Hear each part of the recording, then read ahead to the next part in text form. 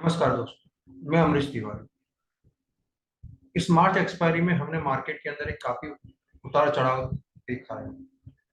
सो अब नया financial year start हो रहा है 2024-2025। सो अप्रैल की फर्स्ट वीक में हम कौन से स्टॉक पे ध्यान रखें ताकि हमें एक अच्छा सा मुनाफा मिल सके। तो आइए हम पहले स्टॉक की बात करते हैं, जेटेक इंडिया लिमिटेड। जेटेक इंडिया लिमिटेड की बात करें तो कंपनी मुख्य रूप से ऑटोमोबाइल क्षेत्र में पैसेंजर कार और यूटिलिटी व्हीकल्स निर्माताओं के लिए स्टीयरिंग सिस्टम और अदर ऑटो कंपोनेंट का निर्माण के व्यवसाय में लगी हुई है। कंपनी के कस्टमर बेस की बात करें तो कंपनी की जो कस्टमर बेस है उसमें Maruti Suzuki, Toyota, Tata Motors, Mahindra, General Motors, Fiat India, Honda, Renault, Nissan और अदर कंपनीज हैं जो कि नामी कंपनियों का इनका क्लाइंट बेस है। जियोग्राफी का रेवेन्यू की अगर बात करें तो कंपनी को 96% रेवेन्यू इंडिया में से जनरेट होता है और इंटरनेशनल की बात करें तो 4% रेवेन्यू जो है वो इंटरनेशनल में से रेवेन्यू जनरेट होता है।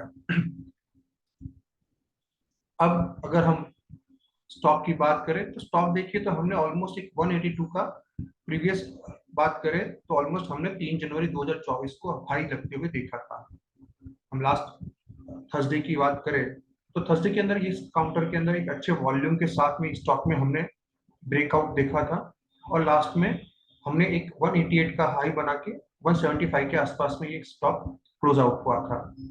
सो मुझे लग रहा है कि ये काउंटर्स के अंदर अभी भी एक अच्छी खासी तेजी देखने को मिल सकती है आने वाले समय के अंदर।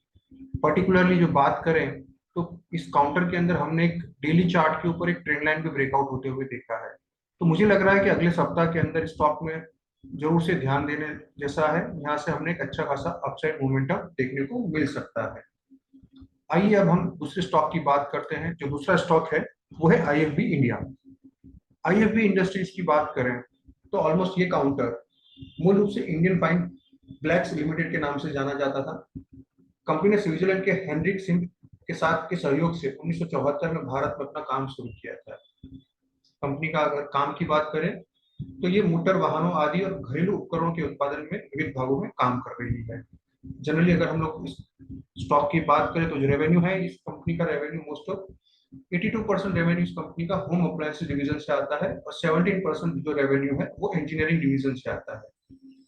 हाल ही में कंपनी ने मॉड्यूलर किचन के सेगमेंट में भी स्टार्टअप किया हुआ है, जिसमें गोवा में 3 स्टोर, बेंगलोर में 3 स्टोर, कोलकाता में 1 स्टोर और मुंबई के अंदर 2023 के अंदर एक स्टोर लॉन्च किया था। ऑलमोस्ट स्टॉक की भी बात करें तो रेवेन्यू ब्रेकअप की बात करें तो होम अप्लायंसेस के अंदर एसी के अंदर से इसमें 30% तक का रेवेन्यू जनरेट होता है।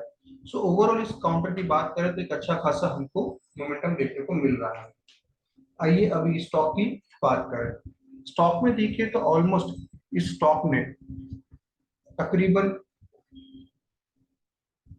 1505 के आसपास में, कल का 1506 के आसपास में एक क्लोज आउट किया था जो कि एक अच्छे ब्रेकआउट के साथ में है। ऑलमोस्ट इस स्टॉक की बात करें तो हमने 1495 के आसपास का एक ब्रेकआउट देखा था। हमें यहाँ पे ये वॉल्यूम भी एक अच्छा वॉल्यूम जनरेट होते हुए दिख रहा है। तो अगर हम कुछ समय की बात करें, मीडियम टर्म्स की बात करें तो हमें ये काउंटर्स काफी अच्छा दिख रहा है। अगर हम लोग काउंटर के स्तर की बात करें तो ऑलमोस्ट मुझे लग रहा है कि इस काउंटर के अंदर यहाँ से हमको नया एक ऑल टाइम हाई की ये काउंटर ब्रेक कर सकता है, जो कि 1546 के आसपास का ये काउंटर है। सो ये दोनों स्टॉक्स के अंदर हमें अगले सप्ताह के अंदर हम ध्यान दे सकते हैं। इसके अंदर ये दोनों स्टॉक्स में हमको काफी अच्छी तेजी दिखाई दे मिल रही है। ऐसे ही अच्छे स्टॉक्स के बारे में हम हर सप्ताह कुछ ना कुछ लेके आपके पास आएंगे। धन्यवाद।